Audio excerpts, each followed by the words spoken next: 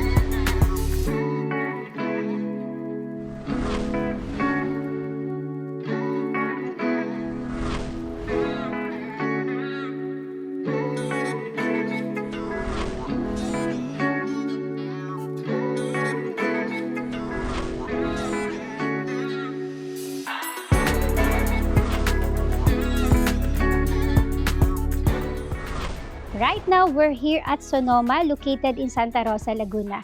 And we will feature another ready for occupancy house and lot for sale. So this is our new listing in the market. So kung naghahanap pa rin kayo ng ready for occupancy, so maybe this will be your new home.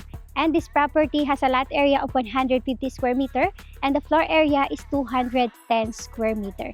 On this side, ito yung ating covered parking na kasya yung ating isang sasakyan. So medyo messy pa siya kasi still ongoing construction tayo dito sa house, but minimal na lang like yung mga installation ng cabinets, but the rest of the house is almost complete na. And upon viewing nyo, mabivisualize nyo na or makikita nyo na yung mismong turnover ng ating property. And makikita nyo rin, before tayo pumasok, may line tayo dito ng wire, but tatanggalin yan kasi meron lang tayong mga ginagawa pa. But on your turnover, wala yan. So, i-clear ko lang kasi baka mapansin nyo yung line dito sa ating video. And from your car parking, on this side naman, this will be your entrance na pwede nyong palagyan pa ng gate or fence. So, but that is optional once you purchase this property. And before natin explore yung side ng property natin, pasok muna tayo sa loob. Let's go! Welcome to your new home. So, upon entering from your main door, ito naman yung ating magiging living area. So, pakita ko na rin sa inyo itong ating door, which is naka-smart lock na rin tayo, which is ma-access nyo siya through card or fingerprint. So, yan na yung mga special features din ng mga hina-house tour natin na property dito sa area. So, upon entering, mapapansin nyo, ito na agad yung ating living area and wide yung ating mga windows. So, from here, from your living area, on this side naman will be your dining area. So, meron na tayo ditong abang na ilaw, which is dito na yung provision natin for the 6-seater table or 8-seater table, which is optional naman sa atin kung ano yung maganda dito sa spot na to. And as I mentioned kanina, ito from your dining area, ito yung ating lanay, which is, ito yung inyong side ng property. So, kung mahilig kayo magtanim or gusto nyo mag-planting here in the area, this will be your spot. So, yan, meron na rin tayo ditong mga blocks, which is para hindi maputik pagpasok. Then, ito, pwede nyo naman yung, kung ayaw nyo pag umuulan, mababasa to. Optional naman, pwede kayo magpalagay dyan ng canopy or something na pwedeng enclose dito sa side na yan. And now, balik tayo sa loob. So, from your lanay, nakita nyo na yung ating living, dining, and ngayon naman, itong ating kitchen area. So, we have the kitchen countertop dito sa side na to. And mapapansin nyo rin, pwede pa rin kayo maglagay dito ng stool para at least pwede nyo gawing breakfast nook. So, yan yung design natin dito sa house na to. Meron na tayong mga installed cabinets and dito naman provision yung ating stove. So, upon buying this property, gamit na lang yung dadalhin ninyo. And from dito sa inyong kitchen area, on this side, nandito yung ating additional storage area, and dito naman allotted yung ating refrigerator. And paglabas nyo ng kitchen area, ito naman yung ating magiging laundry area or dirty kitchen. And mapapansin nyo rin, covered na siya, which is, ito yung advantages din para at least kayo, kung kayo yung titira dito, hindi nyo na siya kailangan pang ipa-enclose in the future. And dito, allotted naman yung ating laundry area. And ngayon, balik naman tayo sa loob ng property. Also, another feature for this property, meron tayong bedroom or guest room dito sa ground level natin. So, dito siya located on this area. But for now, ongoing yung construction, as I mentioned earlier, at least makita niyo yung idea kung ano yung size, kung gaano ba siya kalaki, and meron na rin siyang kasamang cabinet. And from this guest room or your bedroom 1, dito naman located yung ating toilet and bath.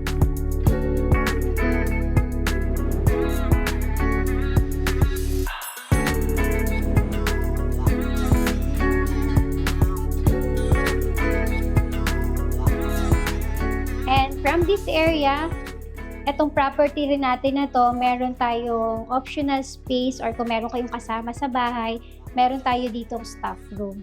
So, meron na rin siyang kasamang cabinet. And dito naman sa kabilang side, paglabas nyo ng room, ito naman meron pa tayong another space dito, which is magiging storage area din natin. So, akyat naman tayo, which is nandun naman yung ating 3 bedrooms. Let's go. So ngayon, pupunta tayo sa second floor ng ating property, and mapapansin nyo rin, wide yung ating stairs. So kahit dalawa kayong magsabay, hindi siya masikip like na other design ng mga houses na pinapakita natin. And actually, this property is a 3-story house and lot. Hindi lang siya halata pag nasa labas kayo ng property. So from your stair, unahin natin yung ating second bedroom on this property. So, this one, meron na tayong kasamang cabinets, and meron na rin siyang aircon, and my own toilet and bath na rin siya. So, maganda dito sa toilet and bath na to, may mga storage area na rin siya at the side. And now, puntahan naman natin yung ating master bedroom. So, dito, malaki yung space natin for the master bedroom. And ang maganda dito, natuwa ako kasi may separate walk-in closet siya na hindi mo aakalain na kaya rin pala siyang malagyan for this 150 square meter. And syempre, as husband and wife, maganda dito, separate na kayo ng closet ng inyong partner. So, di na kayo mahihirapan na parang magko-combine yung clothes nyo. So, ito, may separate na kayo na closet. And also, you have extra space on this area na provision naman for our vanity. So, pwede tayo maglagay dyan ng mirror. So, para magagamit natin once na nagbibihis tayo. And, hindi mawawala yung ating toilet and bath, which is spacious din siya. And, meron na rin siyang provision yung ating shower area for this toilet and bath. And hindi mawawala from your master bedroom, nandito naman yung ating balcony.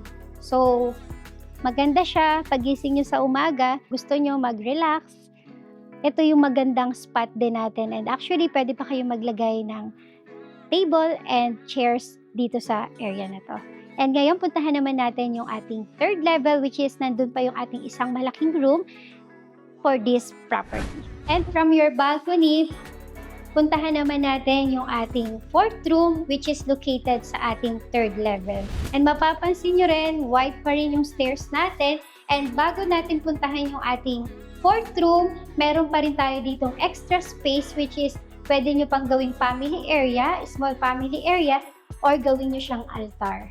And now, eto na yung ating last room, which is maganda rin yung view for now, kasi wide yung ating windows. So, hindi mo aakalain for this property na meron pa siyang room dito sa taas, which is ako rin, nung nagpunta kami dito sa property, unexpected na this property pala is a 3-story house and lot, which is pag nakita nyo yung pictures is Parang simple lang, house lang siya, pero ang ganda niya pag pumasok kayo sa loob ng property. So for this room, very spacious siya, and meron na rin tayo dito abang for our aircon, and meron na rin tayo ditong cabinets and toilet and bath, which is hindi pa to tapos gawin, but upon purchasing naman, lahat ito i-double check natin kapag nag-viewing tayo.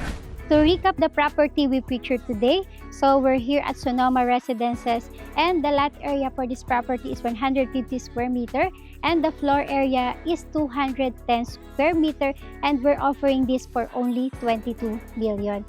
So we have the 4 bedrooms, 1 carport, and maganda dito is this property is a 3-story house and lot for sale. So if you're interested and you want to know more details about the property we featured today, please don't hesitate to message us directly.